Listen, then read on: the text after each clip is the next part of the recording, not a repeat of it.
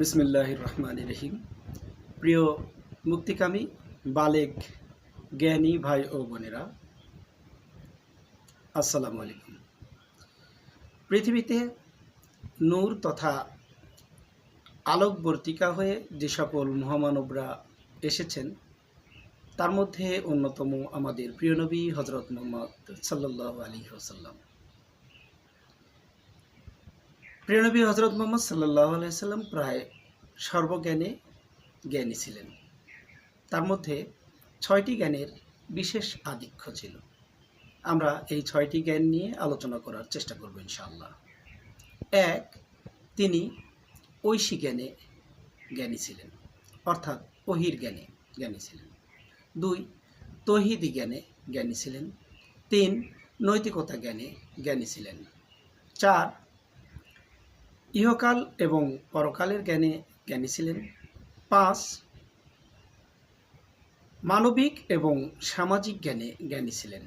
৬, তিনি আধ্যাত্মিক জ্ঞানে জ্ঞানী ছিলেন। আধ্যাত্মিক জ্ঞানে তিনি আত্মার পরিশুদ্ধতা, কালবের জ্ঞান, নিয়তের পরিশুদ্ধতা, ইহকাল এবং পরকালের তত্ত্ব নিয়ে আলোচনা করতেন, বা আত্মশুদ্ধি, কাল, নিয়ত, ইহকাল এবং পরকাল নিয়ে তিনি বিশেষ জ্ঞানে জ্ঞানী ছিলেন।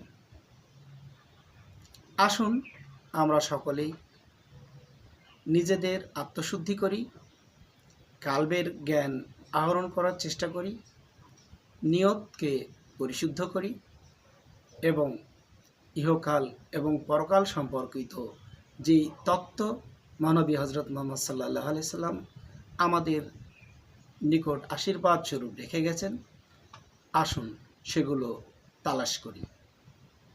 সকলের মঙ্গল কামনা করছি, সকলের সুস্বাস্থ্য কামনা করছি এবং ইহকালীন পরকালীন মুক্তি কামনা করে শেষ করছি। ধন্যবাদ।